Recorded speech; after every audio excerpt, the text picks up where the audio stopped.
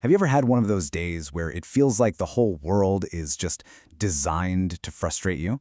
Well, what if I told you that feeling is actually right? It turns out there's a hidden masterpiece that explains exactly why, and we're going to get right into it. I mean, really think about it. Why does your university need like 10 different signatures just to change a class, but the actual learning part feels like it's almost an afterthought? Oh, that mind-numbing wait for a passport. It's just a stamp on a piece of paper. Logically, it should take 5 minutes, but somehow it takes half a year. Sound familiar? And, the classic. The one single piece of technology you absolutely need in that critical moment, that's the one that decides to give up. It happens every single time, doesn't it? Okay, so here's the big secret. This isn't just bad luck. It's not a coincidence. These are predictable, almost guaranteed outcomes, and they're governed by a set of universal rules laid out in this amazing book called The Systems Bible by John Gall.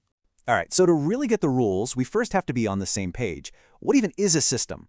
It's actually way simpler than you might think. A system is just a set of parts that work together. Your college's administration office?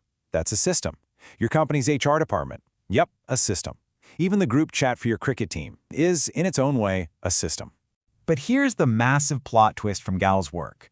Once a system gets big enough, it kind of forgets what it was supposed to do in the first place. Its new main goal is simply to survive. Let's take a hospital. Its stated goal, its whole reason for being, is to cure patients. But what does the system of the hospital spend most of its time doing? Paperwork, billing, insurance claims, meetings. The system's own survival becomes the real job, and curing the patient, well, that almost becomes secondary.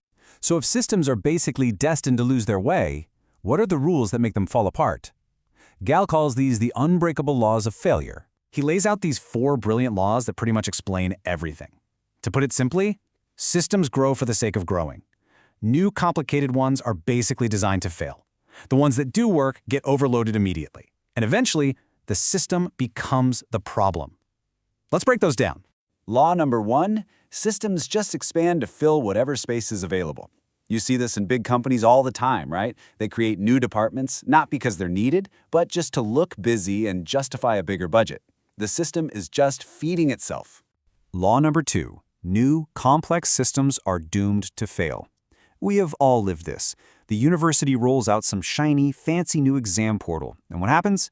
It inevitably crashes the one night of the year everyone actually needs to use it. And that slides right into the 3rd law. Any system that actually works will get overloaded fast. That ticketing website works just fine on a random Tuesday. But the second those concert tickets go live, the system is completely overwhelmed, it crashes, and you're left staring at an error message. Its own success broke it. And finally, the 4th law. Oh man, this is the most painful one. The system becomes the very problem it was built to solve. Customer support was created to help you, right? But now, just trying to navigate the phone menus and the endless hold music is the problem you need help with. Okay, so this is all fascinating, but why does any of it really matter to you? Well, because these laws aren't just for faceless corporations. They are playing out all around you, in your office, at your school, maybe even in your own family.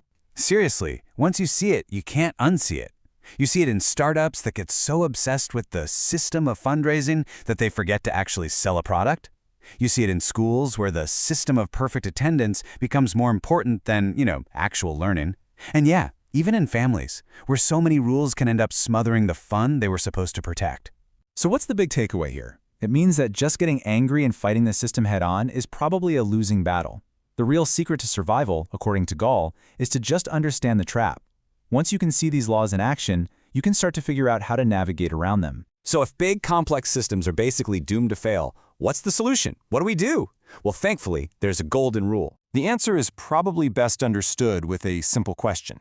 In your everyday life, which is more useful? Is it that massive, clunky corporate software that nobody really knows how to use? Or is it a simple, elegant little app that does one thing perfectly, like Google Maps? And that leads us to Gall's ultimate piece of advice, his golden rule. A small, simple system that actually works is always more valuable than a huge, complex one that's broken. In a world full of failing systems, simplicity isn't a weakness, it's a superpower. So I'm going to leave you with this question. The next time you're stuck on hold, or you're filling out some completely pointless form, or you're watching that website crash right before your eyes, are you just going to feel that rush of frustration? Or are you going to smile a little bit to yourself and think, ah, there it is, Gall's law strikes again.